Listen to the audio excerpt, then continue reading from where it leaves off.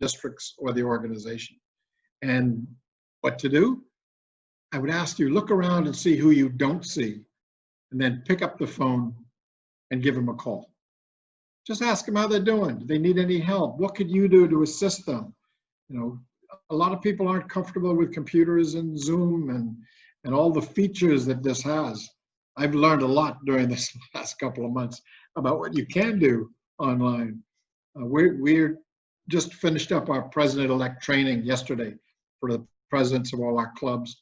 And we brought 2 districts together, 27 countries, 160 presidents of Rotary clubs and another 100 presidents of Rotaract clubs. So we were having 400 or 500 people on a training session.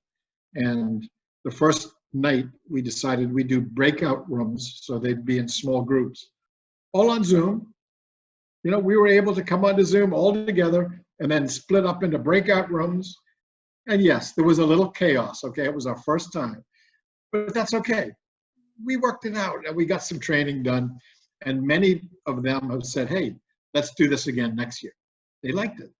They didn't have to leave home. And my district is 10 countries. So to go to to PETS and a conference, it's travel, it's money. They didn't have to do that. So it works.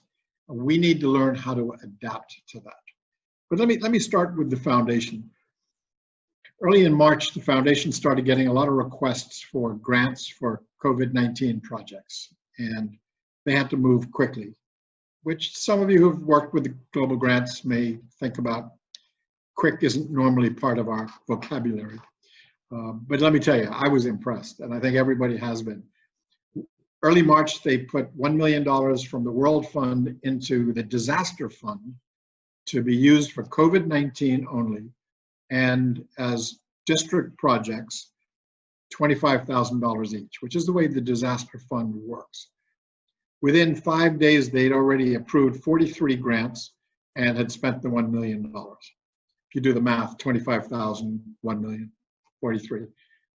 They also then asked districts around the world, can you put some of your district designated fund into the Disaster Fund? Because we have a lot of rollover DDF sitting out there. Let's put it into the Disaster Fund and help clubs and districts around the world to deal with the situation we're faced with today. And some did. And then the foundation put another $2 million into it. So they were really trying hard to keep up with the number of requests. They ended up approving over almost $5 million out of the Disaster Fund for COVID-19. And they approved $12 million of funding for global grants for COVID-19. So basically $17, $18 million went for COVID-19 within 6 weeks. Now, I don't know about you, but I think that's incredible that they were able to turn that around so quickly. It was so incredible that being able to have meetings now getting ready for the trustees next year, we're already in a conversation is, we did it then, we need to serve our customers and do it all the time. So we have already agreed when we come into position July 1st, we will start a process review of our grant system and see, do we have to do it all? Can we do it better? Can we do it faster? Et cetera, et cetera. So we're gonna work really hard to get this down to a more efficient level. That's one reason I see this virtual world we live in today as an opportunity. And I ask all clubs and districts, look at this as an opportunity. What can you do better? Because now we understand the virtual world. Don't lose those who don't understand it. We got to keep them, and we got to reach out to them and make sure they're involved. But I look at the things we're doing differently already, and we could have done it before, but we never thought about it. Some of you may know Chairman-elect Ravi Ravindran, past president of Rotary International. Well, he's a worker. He's a guy who doesn't ever stop, ever. His phone calls come in 3 o'clock in the morning. He doesn't check what time it is. But that's okay. So what he said is, well, look, we've got an executive committee for next year's trustees. We need to be ready for next year. We're going to meet every single Friday morning at 7 o'clock in the morning. And we've been doing it every single week, every Friday morning. We get together and we talk about things like, how do we change the process for global grants? What do we do for the Peace Fellow program? What do we do about scholarships for kids who maybe shouldn't be flying? And are the schools ready for in-person? And are they doing it virtually? I mean, there's 1,000 questions. Well, we're not waiting for July 1st. We're asking all those questions right now. And we don't have answers to everything, but once you start asking the questions, and you can develop how you approach these in the long term. And it's coming together. And so we're going to be ready for our first meeting. We've already agreed also that in the past, the trustees would meet every quarter, which was reasonable. People would fly in from around the world, the 15 members of the foundation, and we would meet in person every quarter. Nope, we start meeting monthly as of July, so that we are going to be able to go so much faster, more efficient. We're going to focus our attention on 1 or 2 topics each meeting. So each meeting will be much more focused and get things done faster. I love it. I think this is the way to go for the future. So the board is doing a similar thing. The board has also been meeting virtually, and they're a little more challenging because they need 4 languages translated during board meetings for those who don't speak English, so they need the translation. Guess what? Zoom can do 2 languages easily. We use that because we have French in our district. But they also use Kudo, and Kudo can do translation in any language. They did that the first time. Second time it didn't work. They used Zoom. Point is, you can get translation, you can get it all done. So they met every day for a week, a couple hours, and they got their work done. A couple of decisions they made, and the trustees are following suit with their decisions. I think it's great that Holger Knack, President-elect, Ravi Ravindran, the Chairman-elect, are working really closely together. So both boards want to go down the same road together and not go in divergent directions. And that's healthy for us as an organization. So they've decided no in-person RI board meetings, no in-person trustee meetings, no RI or trustee committee meetings in person between now and December 31st. Okay, that's a done deal.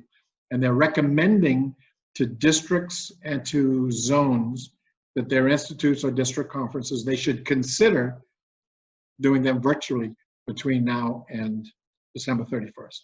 They don't want to tell you what to do. They want you to take a look for your particular part of the world. Does it make sense to meet in person or not? Some clubs are already going back to meeting in person. I spoke to a club just before this clubs, and they're starting their in-person meetings on June 25th. Taiwan, I understand, is already going back to in-person.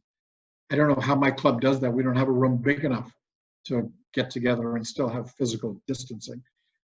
So I don't know. It's going to vary around the world, but that's okay because we can still get together and talk. So both boards working in the same direction. We're still talking about what do we do after December 31st, the second 6 months. Now for Holger, he's already made the decision there'll be no president representatives funded by Rotary International next year for the whole 12 months.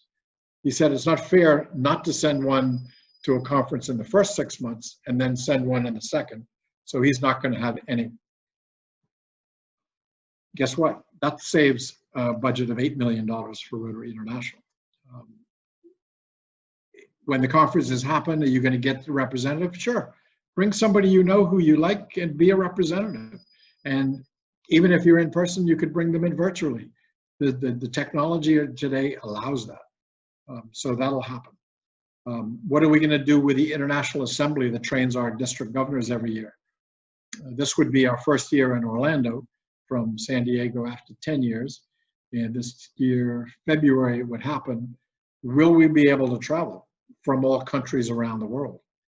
And that's a decision hasn't been made yet, but I think they're talking about if we can't get at least 60% there, then we'll have to do the assembly virtually. We don't know yet. And you know, on this, we got to kind of play this week by week, month to month, and make decisions as we can. I suspect with the trustees in our early discussions, we're going to meet virtually for the whole 12 months except maybe for Taiwan if the convention is in person next year in June. So because we can get more done. In all honesty, we can actually be a much more effective board, meeting every single month. So that's kind of the direction we're taking. Another decision the board of directors made was to establish a pandemic task force. Now, this task force, David Carteret, a current director, has been made chair. Their existence is only from now until the October board meeting. And they've been asked to look at this world we're living in today and this virtual reality. And not only what should clubs do now and districts do now for this, but what do we learn from this that we could do better for the future? So just today we approved a list of recommendations of the board when the board meets next week, and they will continue meeting. They're also meeting every single week, every Wednesday morning at 10 o'clock. They will meet to develop ideas from the world we live in to be more effective and more efficient. But also, what tools do we need to create at the staff level for clubs and districts to make it work better for you, so that you have what you need to help you to get the job done, to reach out to others, to do your president training, to do your coordinator training. There's a lot of parts to our big puzzle. And what we're asking the staff to do is to come up with tools to help our clubs and districts around the world to deal with it all, so that you have help. So we want to make sure we get to the Rotary clubs, especially of the world. Because you're the ones who do the work of Rotary. Let's never forget that. It's not the folks like me and Gordon. We're off somewhere talking policy. You guys are on the ground making our communities better. And never forget that, because that's what makes this organization what it is. So we have a responsibility to give you all the help you could possibly need to get that done. And I'll be honest, in my opinion, I believe in the past, we've had a weakness between the Rotary International top level up there and the Rotary Club that's doing the work of Rotary. And part of what the Pandemic Task Force is saying, we need better communication to the Rotary clubs so that we can help them directly. So that's a great byproduct of this. Maybe we'll finally get a better communication process between Rotary and the Rotary Club. So that'll be a nice thing. So the Pandemic Task Force is working hard. Some interesting creative minds. They came up with, I forget, I don't know if any of you have done this, but you can use Google Docs and put a document in front of everybody on the committee. And all of us could work on the same document at the same time. And you could see who's doing what. I've never done this before, but it was fascinating. Absolutely fascinating. I could see Jim going down, doing each thing, and I could see this one's hesitating here. I could see this one disagreeing with what Jim just did, and we're all going at the same time.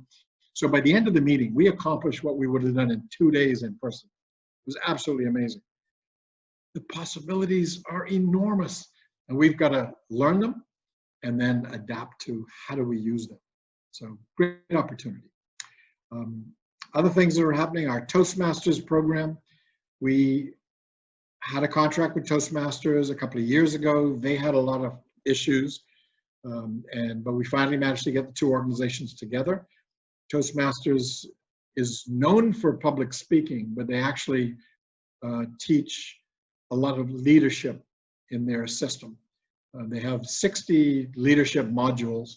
They now have it all digital online, and they're in the process of rewriting everything as a Rotary program instead of a Toastmasters program. And so as they write them, they will provide them to us. We already have 2 on Rotary.org if you're interested, and you can use them in your club. And the first 2 are public speaking. And I've seen one club do it on a Zoom call, and it works. And it helped people with public speaking. It's still phenomenal to me what we can do. So that's started with 2. We're going to have 2 more by the fall, and I think by the end of the year we'll have 8 modules altogether. A really good, if you're involved with Rotaract at all, a really good system for Rotaractors to use to help them develop their leadership skills as they begin their their careers. It's going to be a really good help to help them in what they need to keep going forward. So that's good. You know, I talked earlier about the Rotary Foundation and the funds they put in.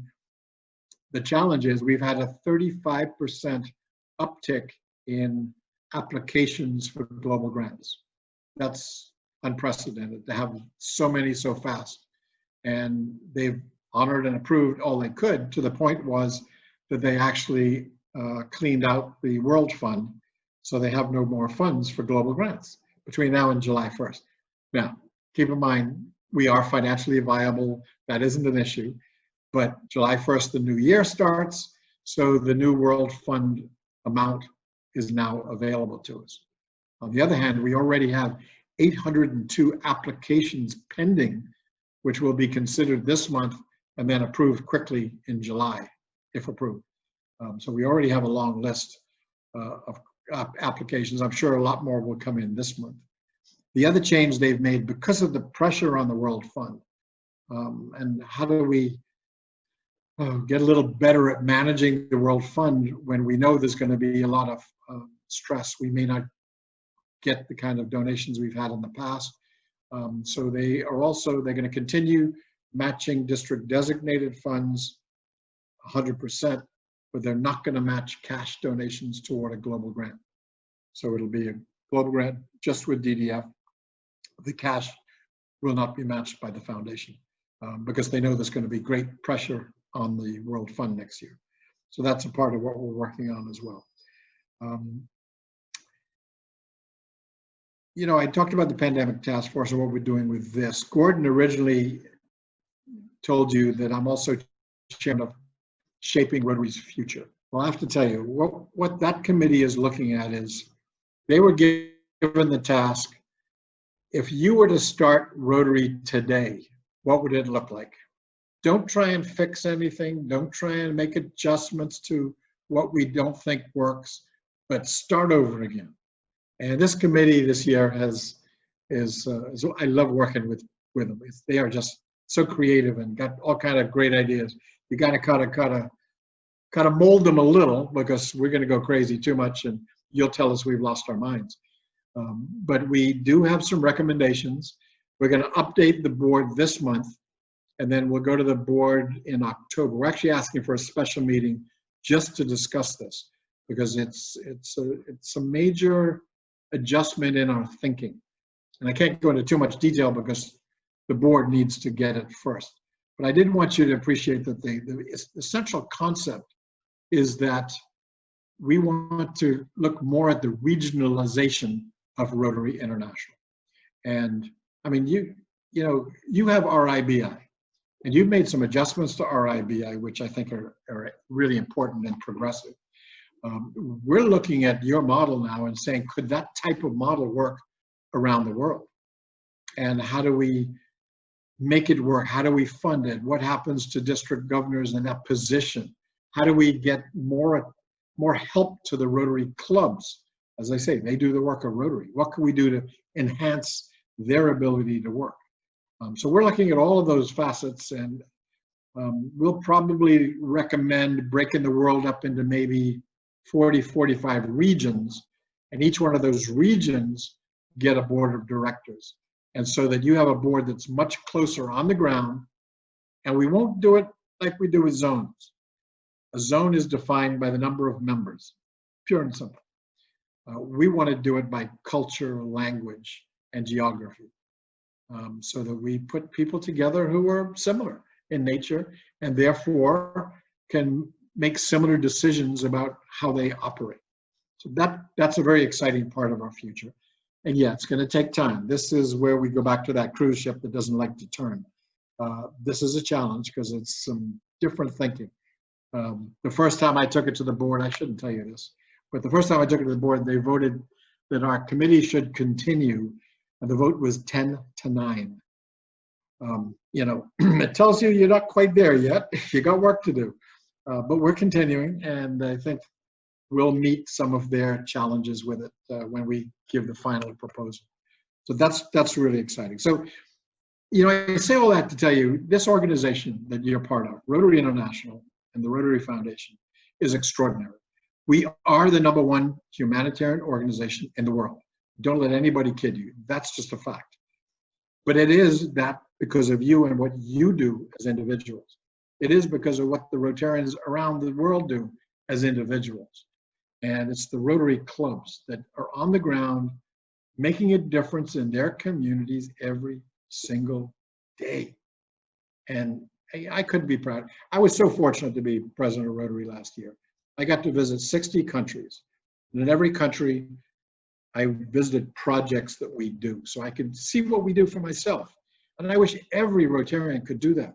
Because when you go out and see what we're doing, what you're doing, where your dollar goes to help people who have nothing.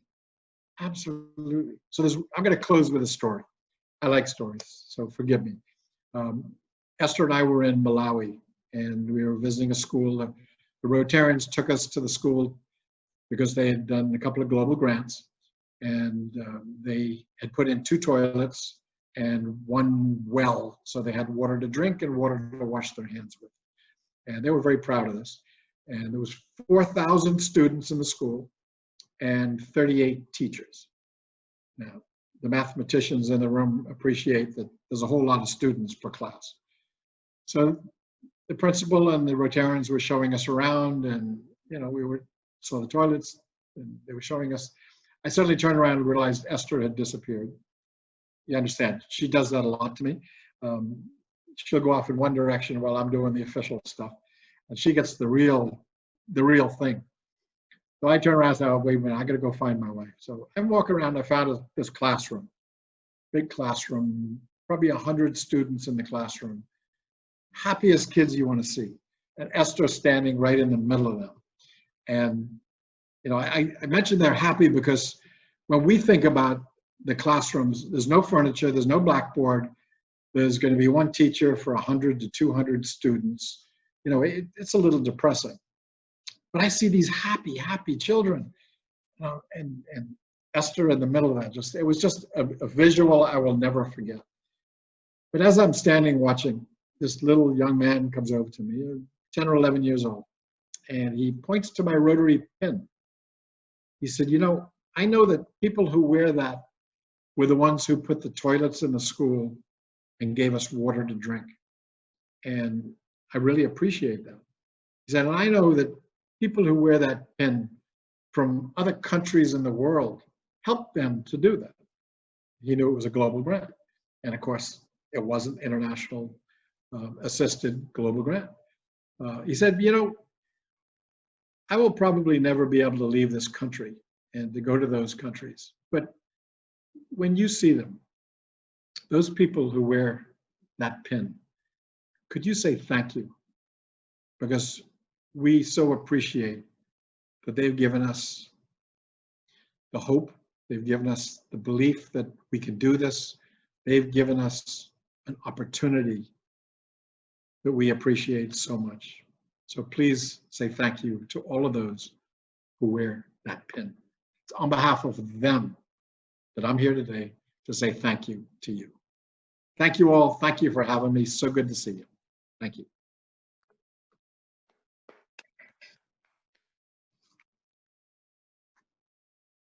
Barry, thanks very much for your talk. One of the things that you spoke about was the ability for Rotary to do process improvements. I think one of the nice things, if you give a talk and people do something different as a result of it, that must be satisfying for you.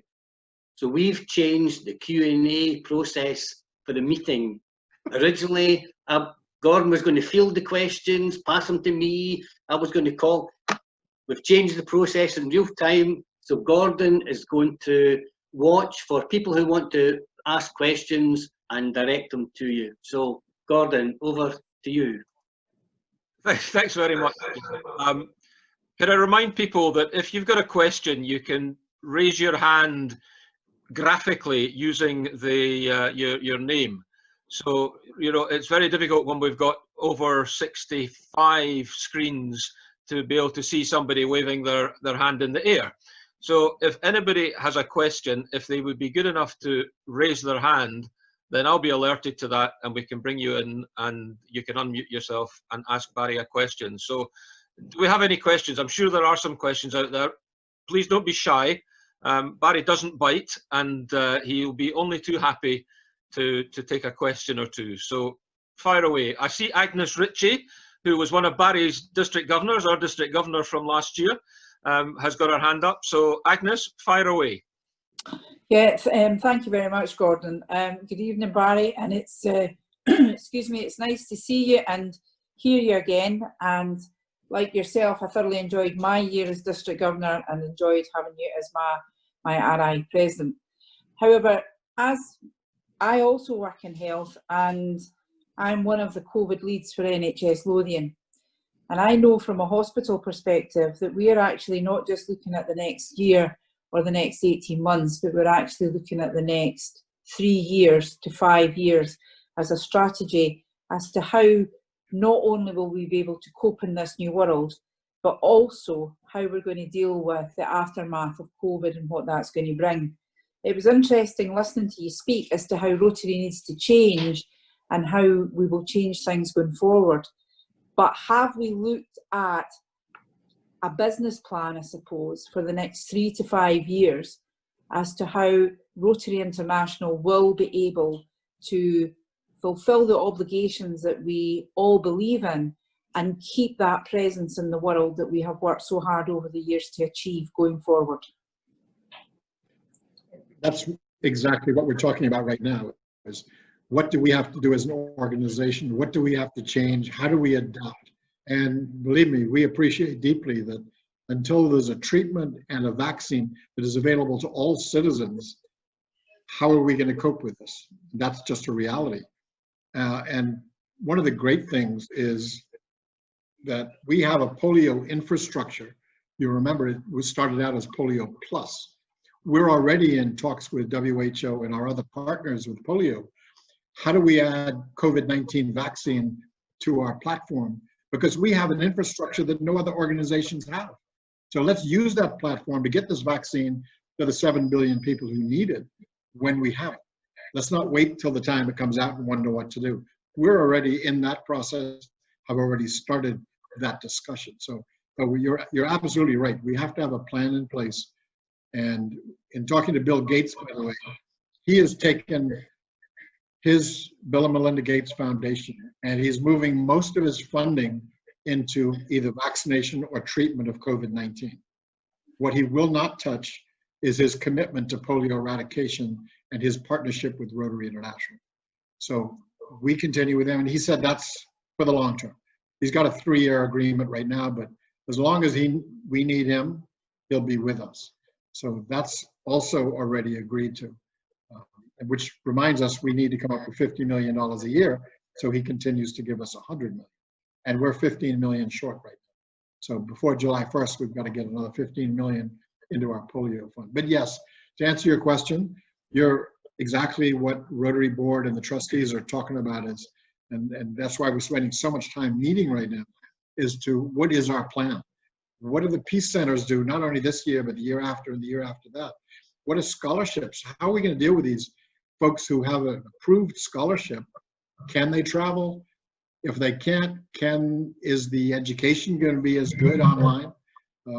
Those are questions we're looking at right now, and we're going to meet with universities to make sure that they're doing the job. So you're right, and the board and the trustees both appreciate deeply that this isn't just a 1 to 2 year program. This is the long term. And so let's adjust what we do in every which way we can to know that this is going to happen for the long term. Yeah, thank you. It's a good question, Agnes. Thank you. Thank you, Barry. Our next question is from Alistair and Fiona Risk up in Brora. And Alistair or Fiona, or both of you, if you'd like to pose your question. Hi, Barry. Sorry we didn't get to meet you on the golf course last year. I've enjoyed the talk, and I think the problems we have now with the virus are just speeding up what we needed to do in the past. And I know our club's already working hard to change. But one thing I wanted to draw attention to is we find that working with youth is the secret to our expanding club and our image within the community. And I'm responsible for Rota Kids and Interact throughout all the Highlands. And I was very disappointed that Rota Kids, which really has brought in so many members and changed everything for us, has still not been recognised internationally. It's more or less purely within Great Britain and Ireland. And I would recommend that you encourage others to take it up. But it's the attitude to youth and how we can expand that and benefit from it. Quick question before I answer. Rota Kids is for what age group? It's the equivalent of Early Act, Barry. Okay. You'd know it as Early Act. Yes, okay. See, what I wanted to assure you is Rota Kids isn't just in your part of the world, it's all over the world. My district here has 40 some Early Act clubs, and it's growing quickly. Interact is growing quickly, Rotaract is growing. Like you, I'm a big believer in youth, and I think we need to give much more attention to our youth organizations. And that's why we elevated Rotaract next year. You mentioned Rotary Kids and Interact, you didn't mention Rotaract. I hope you have a Rotaract club you're working with as well. It's a bit difficult in the wilds of the Highlands, but yes, we have a growing number of them in Scotland. Okay, I told you, well, when I come to play golf, I want to meet with them, okay? Okay, we'll make that happen. I'll be there one of these days. But no, you're absolutely right. And what I'm trying to tell Rotary clubs, they need to adapt better to our young professionals and make their clubs more relevant to today's world. Because the Rotaractors tell me straight, I look around and I don't see a Rotary club that I could have fun at. They see Rotary as boring, too expensive, and meet at the wrong time. And they don't want any of that. Now, this is our opportunity. We could meet online. This is the time to go ask them to join Rotary clubs or to start Rotaract, because this is right up their alley of what they like to do. So we need to use this as an opportunity to get more young people into our organization. That's exactly what we are doing, and we've increased the numbers in our club. It's almost doubled in the last few years, and the average age has come down by 20, and we're 50-50 men and boys now. So men and girls. You need to put that in the Rotarian magazine, okay? I want people to see that. Yeah. We hear too much about RIBI and the average age, and we need to show that you guys are changing just like everybody else. You're working on it. You're making a difference. It's so important. It really is. And by the way, you started off by saying how Rota Kids isn't recognized. What needs to happen at some point in time, the council on legislation has to recognize that age group as a program of Rotary. And now that we've moved Rotaract into a different category, I'm hoping we've made room for Early Act Rota Kids to be a program. Well, if we could have a consistent name, that would help. That's why we need it approved. When the council approves it, they'll give it a name and we can go forward. Thank you. Sure. Okay, and it's interesting, I don't think I'm breaching any confidences, Barry, when I say that you might find that there's something coming to the 2022 COL from this very district in connection with that, but it's not finalised yet.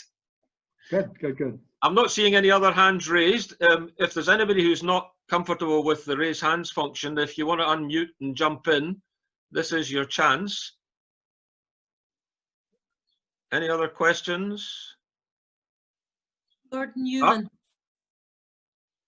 Callum Thompson first and then Gordon Newman. Callum Thompson, unmute yourself, please. Thanks, Gordon. Barry, great speech, really enjoyed it. I'd like to ask you about the environment. I've heard a lot of talk in the last few months before all this COVID-19 carry on about how the environment was going to become another area of focus. Did I pick that up correct? For me, the environment doesn't really need to be a part of the another part of the areas of focus, because all we need to do is make sure that all our global grants, all our grants, everything that we do has a environmental sustainability assessment, that we think about the environment and everything we do. But I just wanted to know, am I correct in thinking that the environment is going to be added to the areas of focus? Thank you. I don't know if you listen in at trustee meetings, but there's been a lot of discussion at the trustee meetings about the environment and how should we deal with the environment.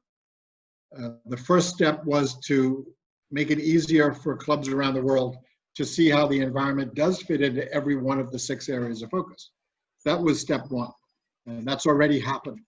But then there was still more discussion and a lot of input from Rotary around the world saying that we need to do more. So the trustees set up a task force just to look at the environment and determine a recommendation for the trustees, how should it fit in? And coincidentally, a recommendation is going to go next week to the trustees to take it to that next level, whatever that next level is. And I don't know what they're going to vote for, but I suspect they are going to show the Rotary world that Rotary International needs to be promoting environmental sustainability to a greater level. How that will translate, I'm not sure yet, but they're taking that very seriously. Okay, thanks, Barry. Okay, and I think we've got a question from Gordon Newman. Yeah, I'd just like to thank Barry for his talk tonight. Excellent. I just wondered what his thoughts were on clubs going forward, on the challenging circumstances we've got to overcome with social distancing regarding fundraising events and things, raising money locally for the clubs, trying to get their coffers filled back up again. I wish I had a magic answer for you. It's going to vary with clubs around the world. If they have a space big enough, they're going to go back to in-person meetings and get back to doing what they do. But there's got to be discussion as to how do we do fundraising online? What do we have to do differently? And we've already asked the Rotary Foundation staff and Rotary International staff to give us some recommendations and put it on the Rotary.org website as to suggestions and examples of fundraisers, of fellowship, of all the things that Rotary clubs do that you can do virtually. So they are working on that and hopefully give you some ideas. My club did something interesting last week. It's a little gross, so bear with me.